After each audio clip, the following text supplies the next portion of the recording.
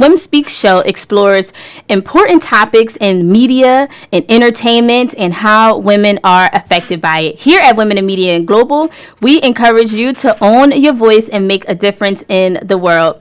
WIM Global explores current issues and topics and things like that within our world. But most importantly, we empower, equip, and encourage women to own their voices. And we are sending so much light and love out to all of our loyal listeners, those who continue to support the work of Women in Media Global. We are a 501c3 nonprofit organization, and this platform that we have on the radio show gives us an opportunity to have an outlet every single week to connect with our members, our sisters, but most importantly, get out information that is positive, inspiring, and uplifting so that women's stories are heard across the airwaves everywhere.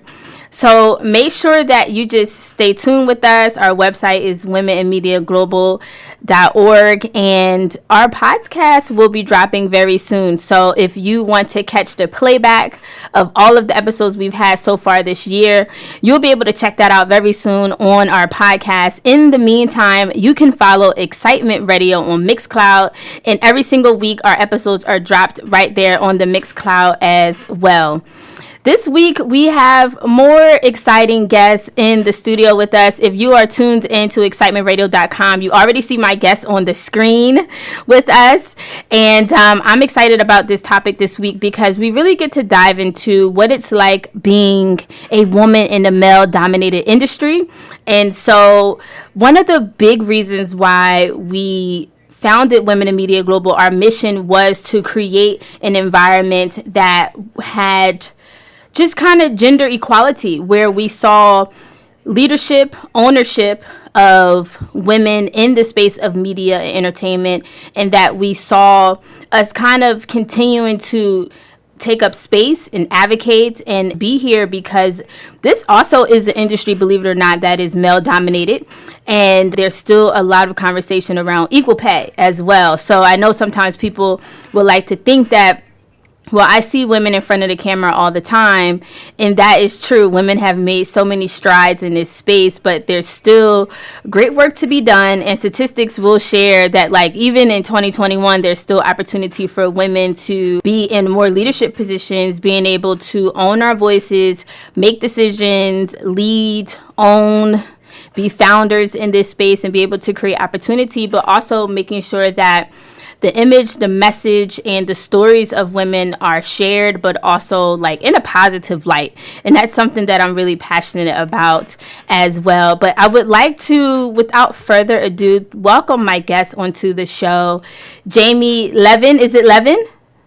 Yes, that's correct. I said it right.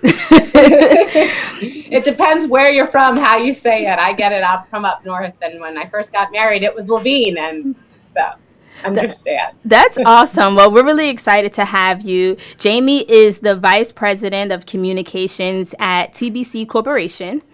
And since joining TBC in 2015, Jamie has developed and overseen the implementation of the Strategic Communications Plan, both internally and externally, for TBC Corporation, one of North America's largest marketers of automotive replacement tires and wholly owned subsidiaries. In this role, she also supports the executive team on special projects and manages TBC's philanthropic initiatives. Jamie's role requires that she works with fellow associates to advance TBC and their brands through purposeful and creative messaging and communications plans that are tied to the company's vision, mission, values, and strategic initiatives. Jamie is a firm believer in the power of giving back. She was recently nominated for the 2019 Women Volunteer of the Year. She's a board member for Student ACES, a member of Gardens High Business Development Board, 100 Women Who Care South Florida, a participant, supporter of Hope for Harrison, and former Take Stock in Children mentor. Formerly, Jamie served as the editor of a magazine for the largest Hispanic construction association in the United States and worked for public relations agencies in South Florida and also New York City. She received her master's from American University and her bachelor's from the University of Maryland, College Park. Aside from her duties in volunteering, Jamie is a mom of 2 young boys and a dog. Welcome to the show. Thank you so much for that intro. Very kind. And I'm happy to be here talking with you tonight. Absolutely. I think it's important that our audience understands who, they will be hearing from tonight and all of the great accomplishments that you've had, especially being a woman who has worked on the corporate side and also in the not nonprofit, but you volunteer with nonprofits, but also on the agency side, and that you've have such a vast career in communications. And so a lot of our audience members are those who aspire as they're like working up the corporate ladder or even building their own companies, just wanting to be like a giant in communication. So it's really great to be introduced to you. Thank you so much. Awesome. You're very welcome. So, after reading your professional bio, I think it's really great. We would also love to hear you tell us just your story, just Sure. to kick things off. Of course. So my story is I've always thought in life it's more important to figure out what I don't want to do. I'm still trying to figure out where it is that I'm going and what I want to be when I grow up. I love communications. It's what I've been doing since the very start of my career. Played around in broadcast a little bit during college to see is that where I wanted to go. And again, that was one of those I don't want to go. So more power to you for doing it. And then just decided that I really wanted to take a leap, right? And so I grew up in Maryland. I went to college in Maryland. I went to grad school right around the corner. And I said, it's time for me to really step out and find my voice. And so I moved to New York City, where I did work for a large agency, like you mentioned, and really found myself there and really decided media was so exhilarating. Getting a media hit for my clients, was so powerful. And my competitive spirit I got to bring in and just be able to share great news and make my clients proud. And so that's where my love for communications really grew. It started off in New York, and I still speak with my first boss today. She's amazing and such an inspiration. And then moved down to Florida and continued agency life. Then went in-house and, like you mentioned, worked for the largest Hispanic construction association in the United States, where I got to meld my 2 worlds and be on the other side as the editor of a magazine, but still got to focus a lot of my efforts on public relations. And it was the Latin Builders Association. While I was there, actually, we had our first ever female vice president. So that was an amazing campaign to work on from a PR perspective. Yeah, so that was fun. She was amazing.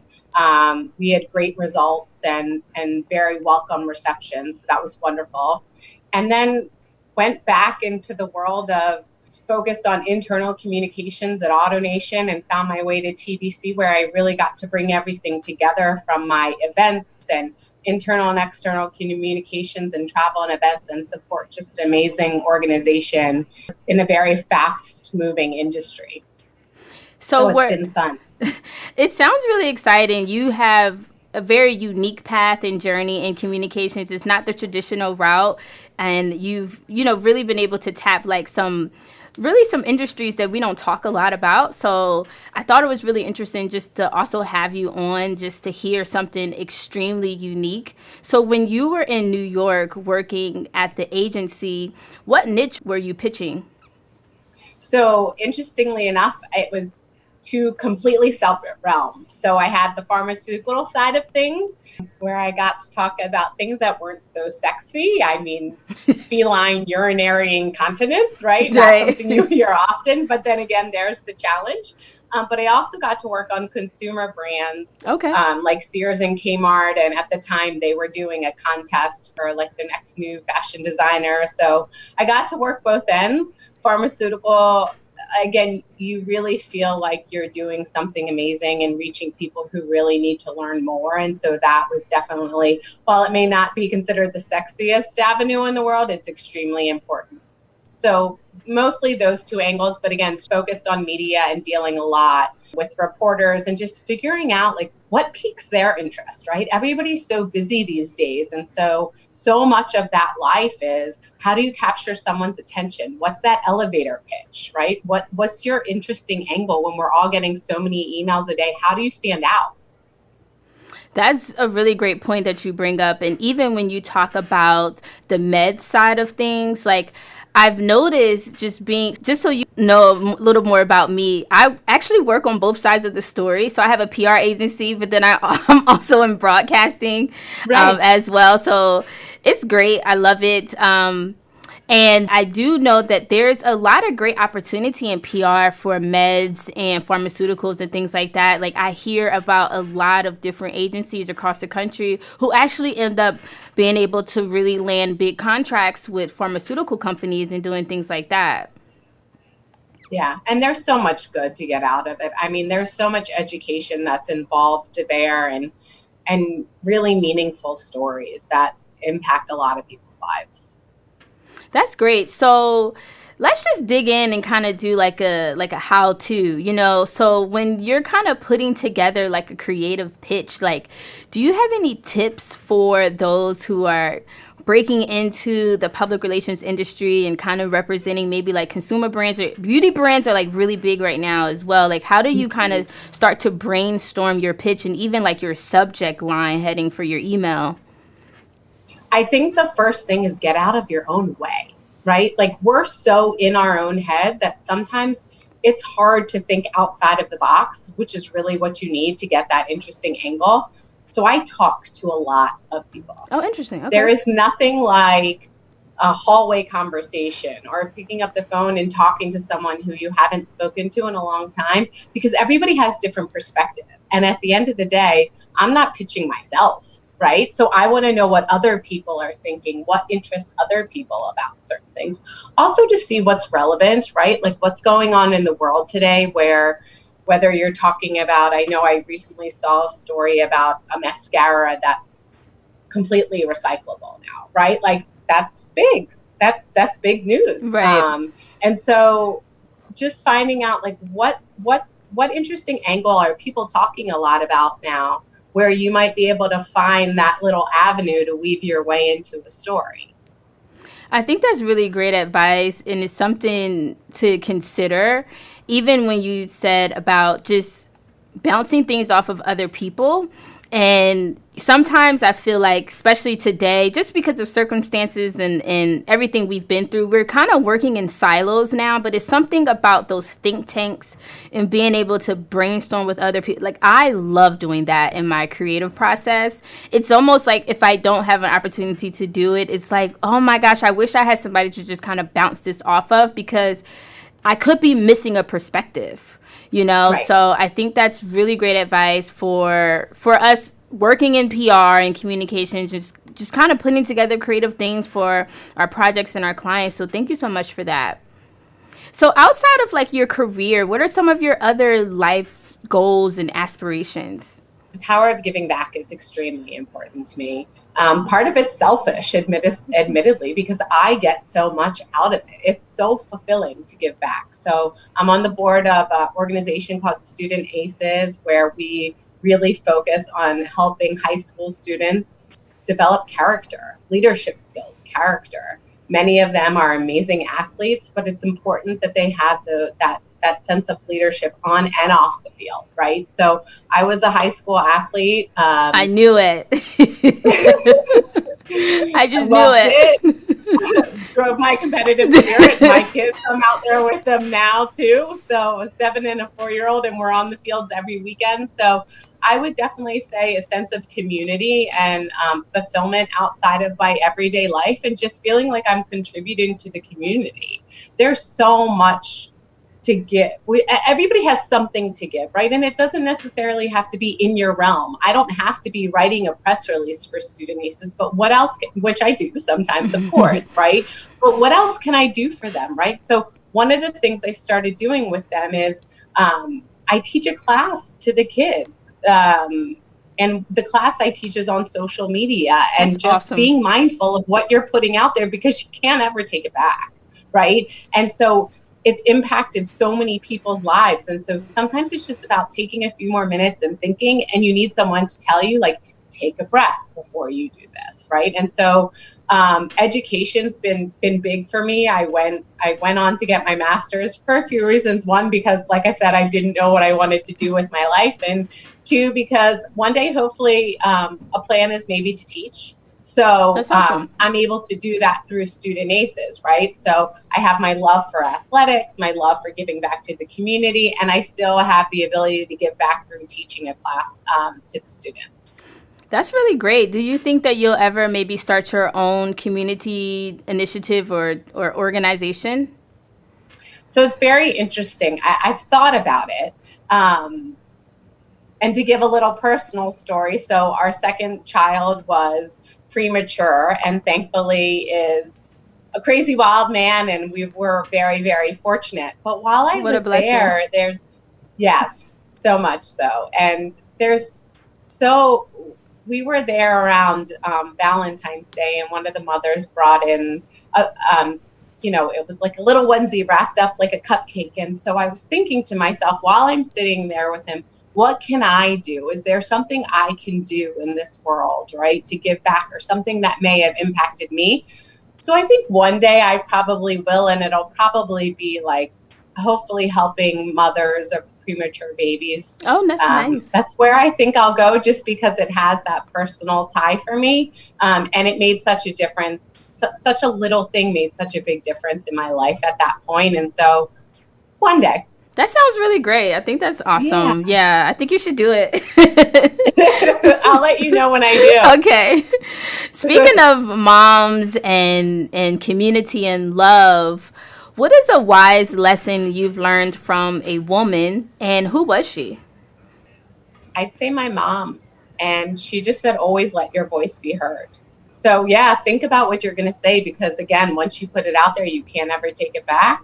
But make sure that your voice is heard. Don't ever back down from anything. Be mindful of what you're putting out there, but make sure that you put it out there, because if you don't, you'll probably regret it. Yeah, that's really great advice. Moms always have the best advice. This is a question that I like to ask all the guests, and everyone's like, my mom gave me this wise lesson. So I think that's wonderful. Moms are our biggest inspiration and influence in life, so I'm happy to hear that, you also have a great relationship with your mom as well. I hope my boys say the same one day too. That the best advice they got was from their mother. From their mom, right? Yeah. That's great. That's great. So let's talk more about TBC and some of your other career work that you have going on. So for those of us who are listening who may not be aware, what exactly is an internal and external strategic communications plan? Sure. So at TBC, we actually have over 3,100 stores. So many people know us from our brands. So NTB Tire and Service Centers, Tire Kingdom. We also have franchise locations, Midas and Big O Tires. We also have about 120 distribution centers in the United States under other brands, and in Mexico. So 9,000 associates. It's a lot of people to reach, right? And so to your point, you need to have a plan. You can't just bombard people with emails, especially when a lot of these people aren't sitting at their computer for the majority of the day, right? So you want to be able to reach them through channels that make sense for them, at times that make sense for them, with a cadence and a formula that resonates with everyone, right? Whether it's a corporate associate, a field associate, an associate in a store, or a field management associate. So it's really important to consider your audience, and a lot of that goes into the strategic plan, right? Like who are we talking to, and ultimately what you always want to share with them is what's the benefit for them, right? How do you make something that might be a strategic initiative for a company that may not necessarily hit them in their everyday life? How do you make it applicable, and how do you make it resonate? So all of that goes into the plan. And I think, of course, vision, mission, values, and what the companies stand for, that's something you always want to be mindful of because it's important. It's the foundation on which we've built such a strong organization for the last 65 years. So I think being mindful of reminding people of some of those. One of ours is treat all people with respect, right? And that's huge. And so I think just being mindful of the organization's core values and taking opportunities to revisit them and make sure that they're still meaningful and still have an impact also has to play into that plan. From an external perspective, I mean, you get the good, the bad, and the ugly, right? You can't always, and you can't always control your story. So yeah, there are times when you get to put out a press release and say what you want, right? But then there are times where you're contacted by a reporter, not necessarily for a positive story. And so that reputation management perspective has to come in, and how do you control the story as much as you can and be truthful and honest, but at the end of the day, always try to protect your brand. So there's a story to tell for every organization, internally and externally. And so we just try to continue telling that story, continue shining the positive light on all the amazing things that many of our teams are doing. So for the business owners who are tuned in, how can we then take, that same type of information and formula and maybe create an internal plan for our businesses that are growing? Because I think that is an area that we really don't talk about enough or cover enough.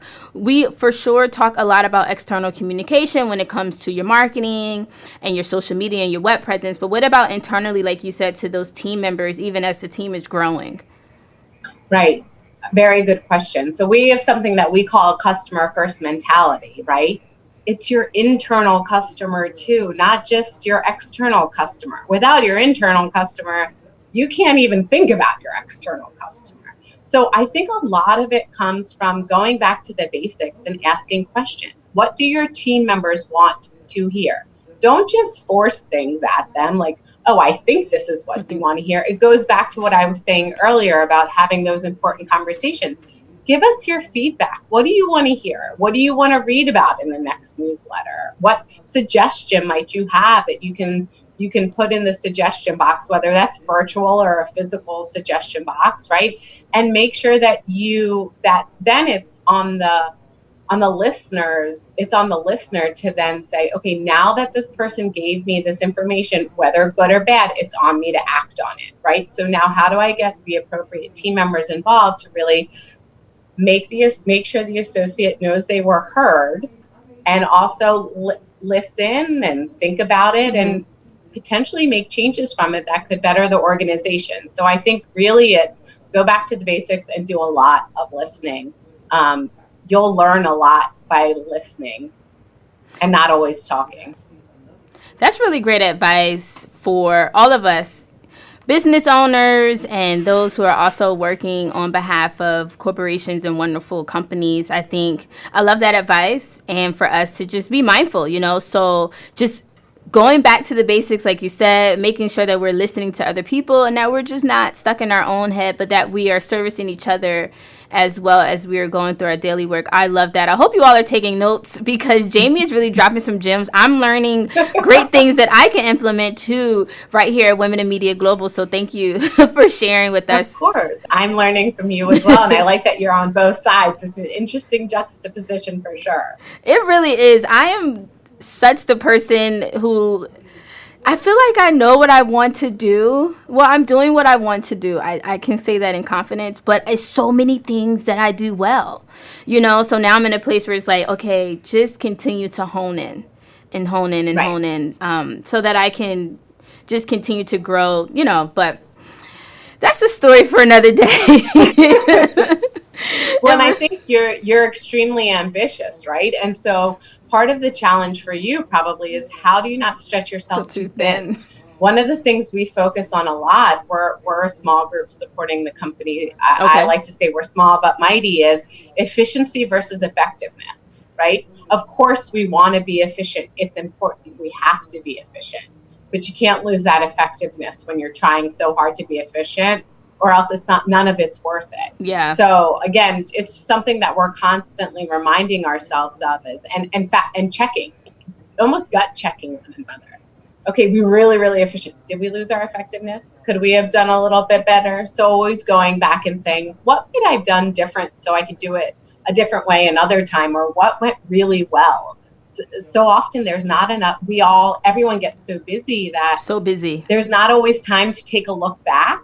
And again, that's one of your most powerful positions, is to be able to take a look back at that major project and really say, all right, what went well? And I know I want to do that again next time. What didn't go well? So I know I have to pivot, or we as a team have to switch our mindset, right? And so sometimes we all just need to take a breath, but it's really hard to find that time. It really is. And I think documenting the journey is important, like you said. And when we are putting together our production or execution timelines, that we make the time to revisit what was done in the past, what worked, what didn't work, so that we're not, like you said, on a hamster wheel kind of spinning, and it's like, oh wait, but last year that didn't work. We have to remember to fix that for this year instead of just being on go. I think that's really important. And just to bring back the topic of just slowing down and making time, I really admire that you enjoy giving back and that you make it a priority, because so often nowadays I hear people say, I don't have time for that. And we just kind of live in such a self-centered just environment where it's just like, well, what happened to the community of us just communing around like-minded ideas, around, issues and concerns that really affect all of us and that we all can work on? I'm a millennial, so I could speak for us to just say that, like, we're so brilliant and so advanced that a lot of us is just kind of on our own agenda. Like, we have our own agenda, and everybody continues to have their own agenda. But that really does make it difficult to move things forward. It really does, because if everybody's on their own agenda, then how can we come together to advance an agenda? Because there's so much power in numbers. And like I said, it's okay to do it for selfish reasons, right? Like, it's okay to do it because it's fulfilling. It's okay, like, once you find that area that you're really passionate about, you'll want to do it. I think that sometimes the hardest thing is finding what it is that you're truly passionate about. You may think you're passionate about a health issue because unfortunately someone in your family had a health issue, and then you volunteer with the organization and that's not really doing it for you. And that's okay, but just keep trying, because once you find the right fit and the right organization, you won't want to stop. That's true. And I see that you also are able to lead the philanthropic initiatives at TBC. So what are some of those initiatives that you all are working on? Yeah, so last year, in January, we unveiled, if you will, an official program called TBC Driven to Give, which all of our philanthropic initiatives roll up through. One of the major ones that we launched last year was with Ronald McDonald House Charities, and that's for our retail brands for NCB Entire Kingdom. Their footprint aligns really well with ours. Unfortunately, through 6 degrees of separation, everyone knows someone who's stayed at a Ronald McDonald House at some point in their life, and it's such an impactful organization, and you hope that everybody, has positive outcomes. And so we've been able to work alongside with them really, really well on a new program called Aligned in Hope. Some of it is definitely offering services, right? We're doing what we do best, fixing cars. That's awesome. And the RMHC, they have fleet vehicles that are taking a lot of the families to and from treatment. So how can we make a difference there? A lot of our program, our TBC Driven to Give program, is about, again, hearing from associates about what organizations and causes are near and dear to them. So every month there's a different, and a new associate is chosen and their charity of choice, and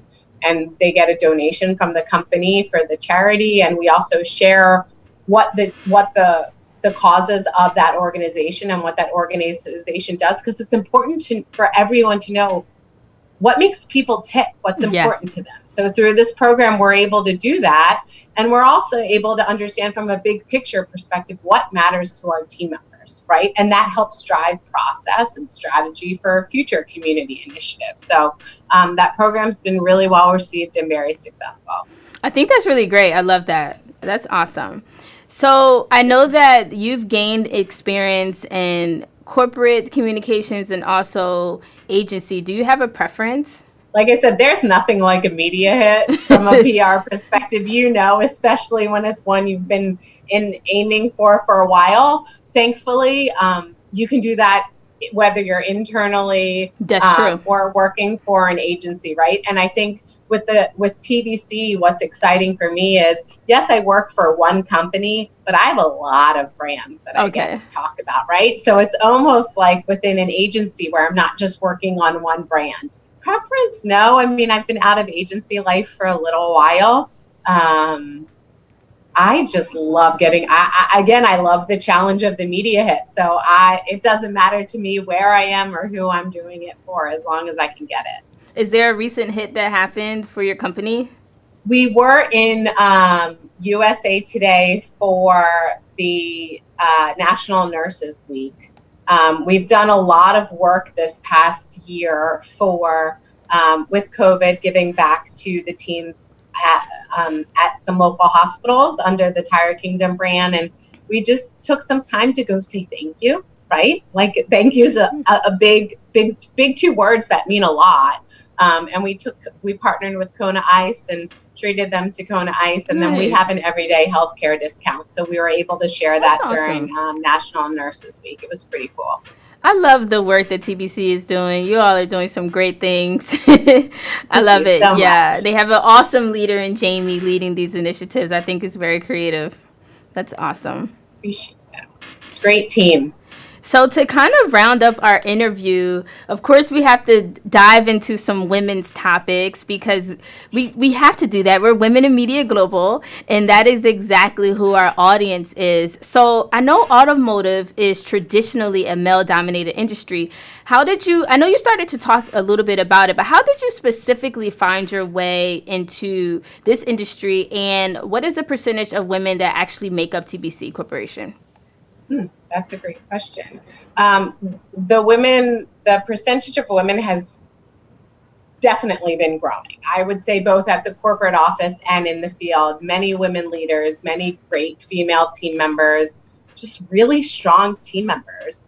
And then how I started in construction, right? Which also is typically a male-dominated industry. A very lucrative industry at that. found my way into automotive at AutoNation, and then stayed in automotive and was very lucky to find TBC. So I think, it's this idea, again, it all goes back to treat people with respect, and the company believes it and the company lives it. And so it doesn't matter who you are, what part of the business you work in. We treat everybody with respect. It's important. It's necessary. It's what makes us who we are. I think that's wonderful. I also think that it's a great opportunity that you are an individual who specializes in communications and PR, and that you also have the ability to work with the publicist who's able to pitch your story out to get you coverage. I'll often say I'm a publicist who needs a publicist myself, So I think that's really awesome. Just like the full 360 circle of it all. Yeah, for sure. There's always something to learn, right? Right. That's amazing. So what tips do you have for women to thrive and be successful in a male-dominated industry, whatever that industry is, whether they're in the workplace or, what can we be mindful of? Of course. Like I said earlier, I would say always let your voice be heard. But regardless of what environment you're in, whether you're surrounded by all women or all men, really think through what you say before you say it. Often, unfortunately, people don't. And then they're dealing with the aftermath. And it could be something extremely simple, right? And just always think about how could something be perceived? Again, perception is reality. And so it's very important. So I would say, be mindful of what you're putting out into into the universe. Find a mentor. Mentors are so, so, so important these days. We all have so much to learn and continue learning throughout our career, whether it's from someone within our industry, outside of our industry, at our company, not at our company. So find a mentor. And again, I think listening is so undervalued. Yeah. Sometimes you can have more of an impact in a room if you do not say one word and all you do is listen. So I would say, like, be an active listener and be mindful of because we're communicators, we have to say this, right? But be very mindful of your nonverbal communication, because you could be completely listening in a room and saying more just by with how your body sitting, language, right? With your body language. And so I think that's really important too, and something that we forget about sometimes, that I would just say always be mindful of your presence and how you are communicating all the time, even if there are no words coming out of your mouth. And what advice do you have if there was ever a scenario where you had to, deal with disrespect from anybody? I would say respectfully address it head on. I think it's important not to walk away from the situation. And if you do walk away from the situation, feel comfortable bringing it back up and letting someone know why it may have bothered you. If you don't, again, that person may not even realize that something that they said or that they did had an impact on you, because maybe they didn't think about it, or maybe they don't perceive it the same way you do. And so a lot of it is on our own interpretation, but it is very important to let people know how things make you feel, good or bad, right? Because then they'll be, again, more mindful of, oh, this made so-and-so uncomfortable. Now I realize how it may have made that person feel uncomfortable. I'm listening to them, and I'll be more mindful so that I don't do it again. Hey, WIM sisters. So if you're hearing exactly what I'm hearing from Jamie, the entire theme of today's show is own your voice. And I don't even know if Jamie knew that was our tagline.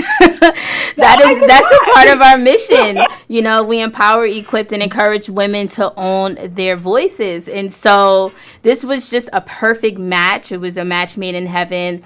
I think that women in media always attracts what it is that we need, and just being very intentional about those that we come into contact with, but those that we actually allow to have a platform onto our show and what it is that we do, because we're so meaningful and very intentional about just what we do to invest in women, and making sure that, like, these are messages that we can support, that we can stand behind, and that we can rally behind and say we believe in this too. So I think that's awesome. I have one last question for you to kind of round things up. And as you know, women in entertainment and communications and media often experience burnout.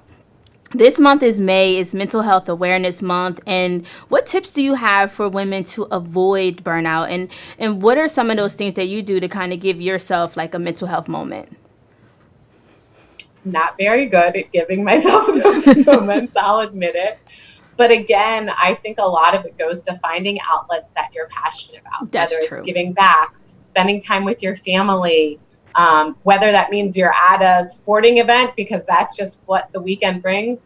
Try to find time to disconnect and do what you like to do, working out, reading, talking on the phone to a friend. Just carve out that time. Again, I'm not that great at it, but what I've started doing recently is putting it on my calendar like it's a meeting. Because if it's on my calendar, I will do it. So, it gets to be 9:30 at night and my kids are in bed and my alarm goes off that it says, call my best friend's name is Megan, call Megan. And so I'm like, it says it on my calendar. I have to do it. So even if I'm not necessarily in the mood, it just being on my calendar like it's a meeting makes me do it, because that's just how I'm programmed. And then I'm so happy that I did it, right? So find time to do things that will give you some sense, whether it's some sense of purpose outside of work or just a mental break. It's like you said, it's really, really important. I swear you took the words right out of my mind. I was going to share that as well. I got that same advice from a mentor years ago who said the same thing. Make a date with yourself on your calendar and just, commit to that time for your self-care or just your self-love, moment. So I think that's really awesome. It's been such a pleasure connecting with you and learning about your awesome work at TBC and just you as a leader and a woman of integrity and impact, and most importantly, somebody who owns their voice and gives back. I think that there is such great synergy here, and it was just a pleasure to have you. Thank you. This was fun. I'm glad it was on my calendar. I'm glad we did it. I learned a lot about you and what Women in Media does, and I appreciate all of your work, both professionally and also on the nonprofit side. So keep doing what you do because it's really important, and I appreciate you.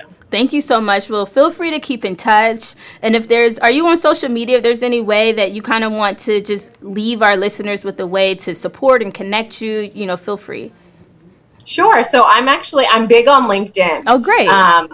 Ironically, I'm not so much on the other ones as a communicator. That's another conversation we can have, although I do talk to people on it. So you can find me on LinkedIn. Happy to have some, business conversations, or if there's anything I can do to help. That's awesome. LinkedIn is a great platform. So you're on there. That works too. Thank you so much. It was awesome to meet you. And thank you again for coming on to WIM Speaks Show. You're welcome to come back anytime.